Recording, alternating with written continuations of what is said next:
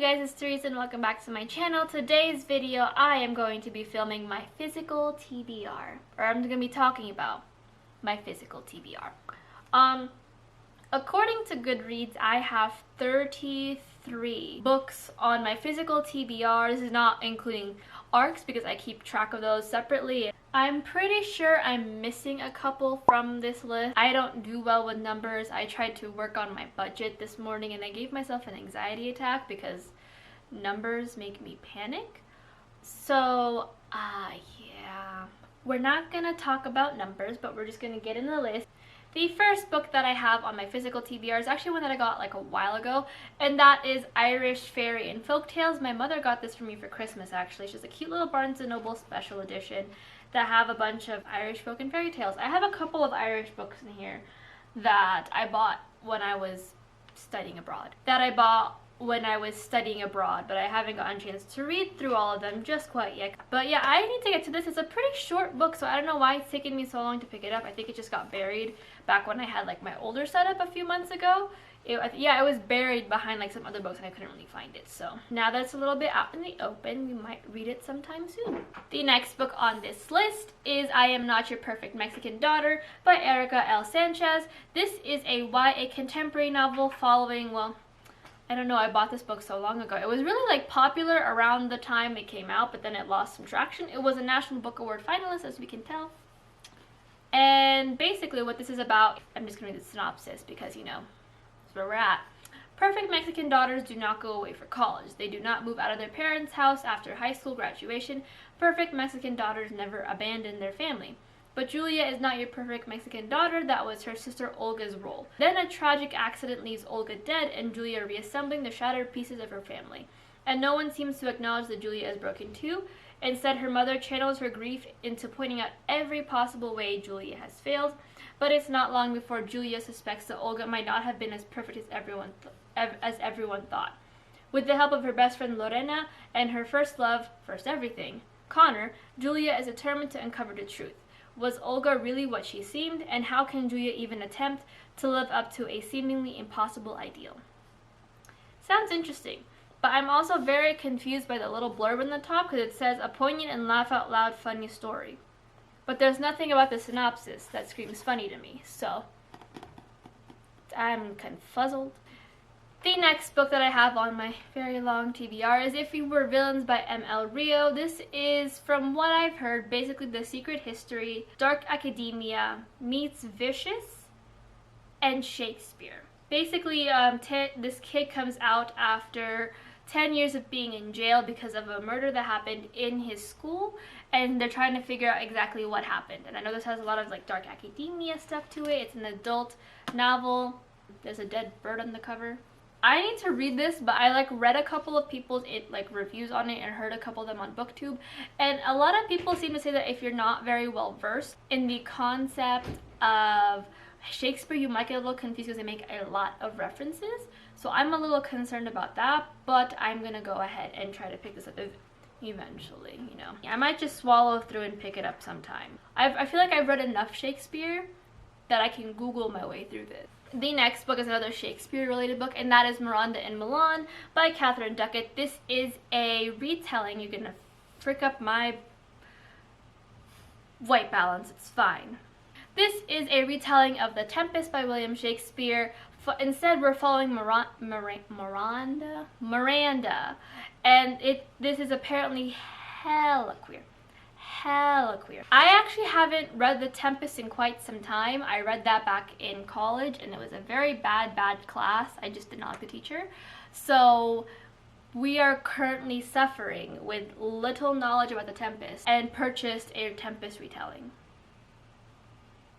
The next book on my list is one that my friend purchased for me. It's kind of like, I found it, I know you were looking for it, and that is Monstrous by Leslie Tenorio. This is, I believe, so in Monstrous, this follows there's an anthology of books, I believe. Yes, this is an anthology of short stories about people in the Filipino culture trying to find their way through life and all that fun stuff. It sounds interesting. I really want to get to this, but you know me and picking up books, I have a problem with it. I think I should probably pick this up soon because I feel like with my very short attention span, a short story anthology probably might help me kind of get through a book. So look out for this probably in like November if you guys are interested in learning more about this book. The next one that is on the list is a novella that I picked up that I still haven't read. I bought this like a year ago, you guys. And that is Sorcerer of the Wild Peeps by Kai Ashante Wilson. This is an adult novella following, from my understanding, gay necromancer. And that's all that I really need to know. This is also going to mess up my white balance, but that's fine. That's all I really need to know is gay necromancers. Gay necromancers. Demigods. Gay necromancers. Okay. The next one is one that I've had on my shelves for like 4 years now, but I always get so intimidated. And that is the Oxford Book of English Ghost Stories, which are all chosen by Michael Cox and R.A. Gilbert. This is a collection of ghost stories from all over, I'm assuming, England. Just a little hint there. It seems really interesting. I picked this up at my secondhand bookstore a few years ago when I was like slowly expanding my bookshelf collection, and I want to like get rid of it because I feel like I might not have a chance to read it or not as interested as I was before. But also, it's ghost stories. It's literally right up my alley, and my pride is just refusing for me to let this go. The next book has a sticker on it because it sucks. And that is the Book of Fairy and Folktales of Ireland, compiled by W.B. Yeats. This is a compilation of all the fairy and folktales of Ireland. I tried reading some of this when I was actually studying abroad, which is where I bought the book. But again, I seem to have issues picking up like mythology-centered books, just because I get so lost so easily. I'm very particular about how I read my mythology books. As you guys have probably known from when I read that one mythology book that I really just did not like and unhauled like right away. I'm very particular, especially since this was compiled and probably like retranslated by W.B. Yeats, and I'm just like, you're kind of a shit person, so I don't know how I'm gonna like how you formatted these folk tales and fairy tales. But one day I will go ahead and give this a try. It seems like it's not going to be a hard read, but again, I have some separation issues here. This is another one with a sticker because I don't know what is up with people putting stickers on things that seem to be indestructible, but that is the case for these two books. And that is Lady Gregory's Complete Irish Mythology, a preface by W.B. Yeats. So this is all of Lady Gregory's Irish mythology. I believe I tried reading this a while ago, like right when I got it, but I just could not get into it because of the situation that I was in. Primarily because, like, you know, I was already in an Irish mythology folk class, and that was kind of a crappy class, but we're not going to get into it. Again, I've been meaning to get into this just because I like mythology. I like reading about it. I hope to have more mythology books that isn't just centered around, like, Europe and all the unpopular, like, Greece stuff, so we'll work on it. But right now, these are the books that I have. I want to say this is the last mythology book that I have. No, this is the second to last mythology book I have, and that is The Odyssey by Homer, translated by Emily Wilson. I bought this because the cover was pretty. I also have another version that I bought because I thought that I didn't have the Odyssey, I had the Iliad, and I was wrong. But the cover is also pretty for that too. Let me just get it. I've read like shortened versions of the Odyssey. I want to buy the Iliad first before I pick up the Odyssey, just to, like, you know, be in chronological order of the myths technically. But I can't seem to find a pretty cover of the Iliad, and I don't know why. So it's still an ongoing quest for me to find a pretty cover of the Iliad. It's been a rough quest, but it's a quest. So I believe this is the last mythology-related book in this TBR, and that is Silence of the Girls by Pat Barker. This is a retelling of the Trojan War through all the eyes of the women in the war. So like Briseis, and then all the other women that were also involved during the war. I've been meaning to get to this so desperately. I've heard such good things about this book, and this cover is gorgeous, and it took me forever to find this cover. And because it took me forever to find this cover, I'm terrified that if I read it and I don't like it, I did all that searching for nothing. The next book on this list is Outlander by Diana Gabaldon. This is what the very famous TV show is based off of. I bought this hoping to read it with a buddy of mine, but things happened and the buddy didn't end up happening. But I still want to read this just because I want to watch the TV show really, really badly. Like, really badly. I've heard such good things about it, and historical fiction is right up my alley. But basically what the Outlander is about this woman named Claire who ends up getting turned back in time. She was currently helping out soldiers in, I believe, World War II, and then she gets pulled back to the year 1743. So now she's just trying to find a way back home and starts to fall in love with this man named Jamie Fisher. So it's a lot of time traveling, and it's interesting, and it looks cool. Definitely gonna have to be a book that I like double up on top of other books. Thankfully though, I got the bigger version of this book, so it's not like 1,000 pages, it's only like 600, so who really lost here? The next one is Devil in the White City by Eric Larson. This is historical fiction about a killer during the Chicago World Fair. I tried reading this, I believe, a couple of years ago back in high school, and I couldn't get into it just because I think it was too large for my pee brain to really understand. But I'm really excited to get back into it, and hopefully I'll enjoy it. It's like, it seems right up my alley. It's a killer in a world fair. And like the World Fair's always been interesting to me since that Kim Possible episode that happened a few years ago. So clearly my priorities are in the right place. The next book is Tiger Lily by Jordy Lynn Anderson. I bought this a while ago. It seems interesting. It's supposed to be a retelling based around Tiger Lily, but I have been hesitant to pick it up because I think it's a white woman who wrote this book about a Native American girl in this world, and it makes me uncomfortable, and I haven't had the chance to look up more about it, so therefore I haven't picked it up yet because I have this fear that I bought a book that was written by a white woman trying to explain a Native American girl's problems and culture in Peter Pan. The next book that I bought is Alexander the Great, a novel by Nikos Kazantzakis, translated by Theodora Vassils. This is basically a retelling of the Alexander the Great, who was one of the great Greek heroes in antiquity. It looks really interesting. I thought it was actually like a history book, but no, it's like I was looking through it and it's just like there's like dialogue and like descriptions, and it's not a history book, it's a historical fiction book. So I'm interested to pick this up. I'm hoping I enjoy it, but we will find out very soon. Today there's another book that's based off of why do I have a problem? We are well aware that I have a problem regarding mythology, and it's just time that we accept it and we stop expecting Therese to be someone she's not. But the next book that I have is The Gospel of Loki by Joanne M. Harris. This is the first book in the Gospel of Loki, I believe, duology, and it's a retelling of Loki's myth in Norse mythology.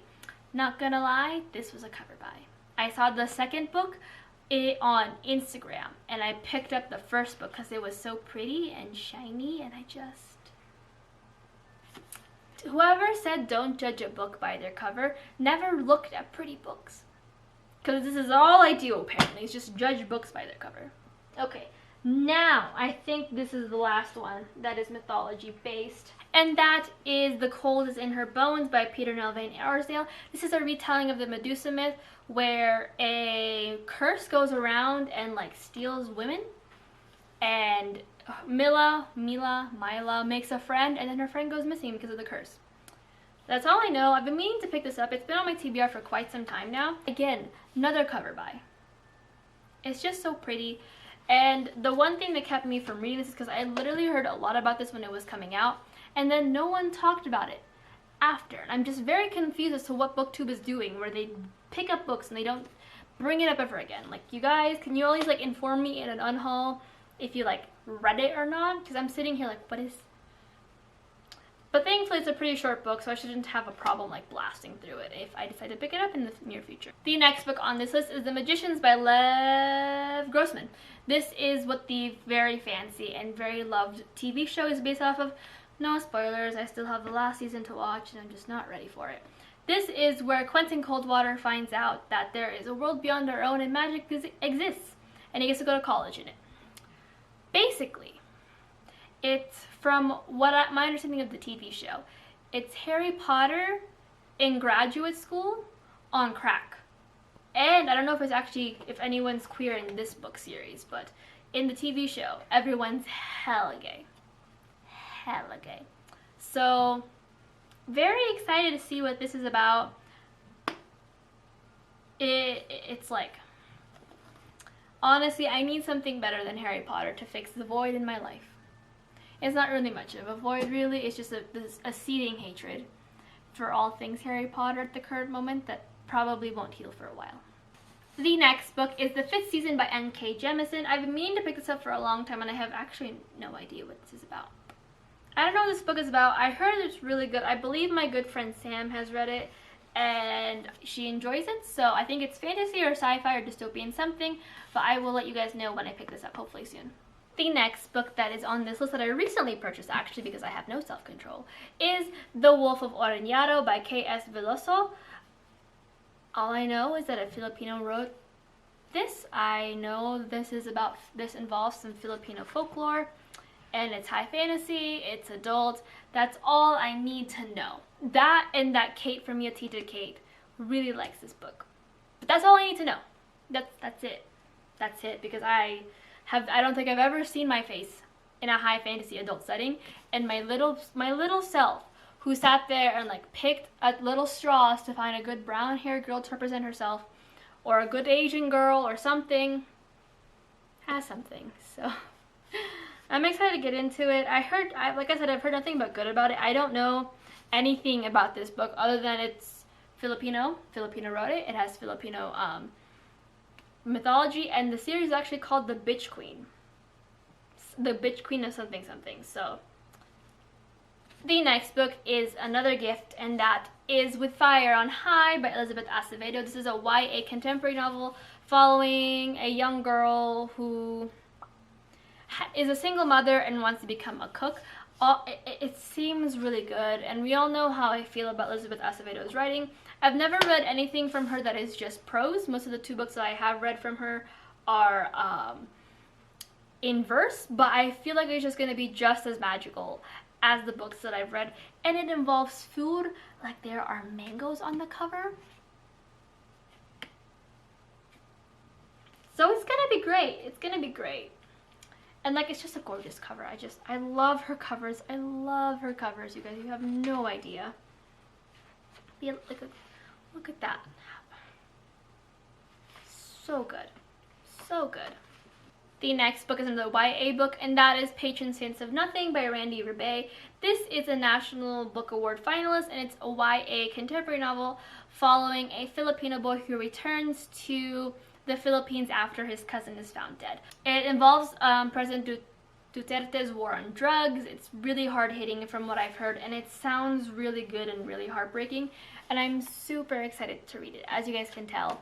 If you guys don't know from like the other Filipino books on this list, or Filipino authored books, I have been slowly trying to add more Filipino authors to my repertoire, because I realized that I have not read enough stories that involve or have been written by people who look like me. So I'm trying to change that. I've heard good things, and I'm hoping to pick it up and enjoy it as much as everyone else has. The next book is another recent acquire, because I have no self-control, and I was allowed back in Barnes & Noble for the first time in literally 6 months, and I think I had a small little attack and was like, I have to buy all the books. But that book is Something to Talk About by Mara Wilsner. This is a adult romance novel following these 2 powerhouse women in Hollywood that have been photographed together, and just like that, they're declared a couple, and they try to like work with this like tabloid like stunt and see what it's about, and they end up falling in love. This is own voices. It's written by a queer author, so super excited to see what this is about. It looks like such a fun cover, and I wish I had heard about this sooner, because I haven't heard about it at all. So very excited. We're almost done whittling down the list, like 5 more to go. The next book on this list is Blanca Iroha by Anna Marie McLemore. This is a retelling of the Swan Lake story, but make it queer. So I've heard such good things about the story, and you guys know me, I love Anna Marie McLemore. I think I have 2 more of their books left before I'm done reading all of their works. 2 or 3 more, I believe. And I'm super excited to pick this up. I've been meaning to pick it up in so long, but I keep forgetting. No, not forgetting. It's like whenever I pick it up, it's always like the month that I end up hitting like a mini slump, and I need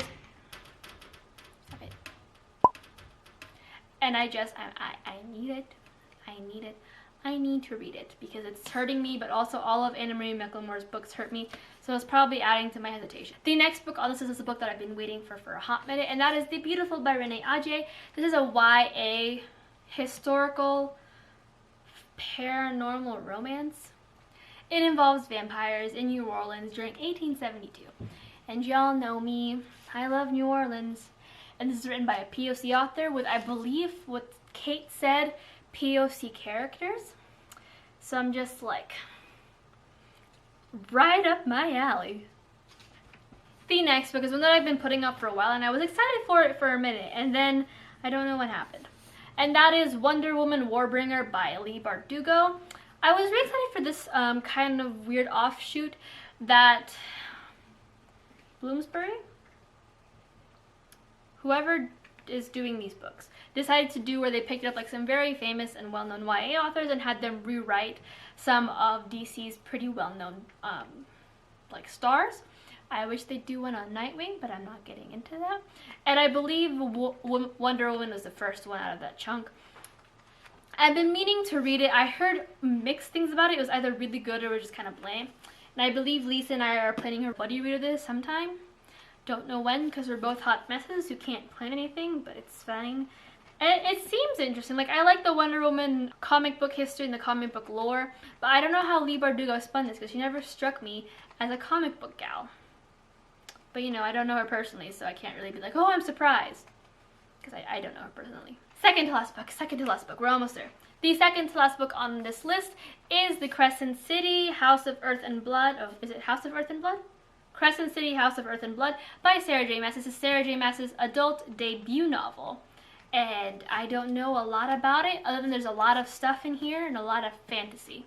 Yeah, that's all I can tell you. I've heard mixed things about it as well. I feel like everyone seems to have mixed things when a YA author tries to break into the adult world of writing.